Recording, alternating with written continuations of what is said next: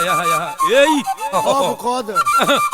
O bondon kana. Original rude boy, Tipsy Calvin upon the microphone, you know.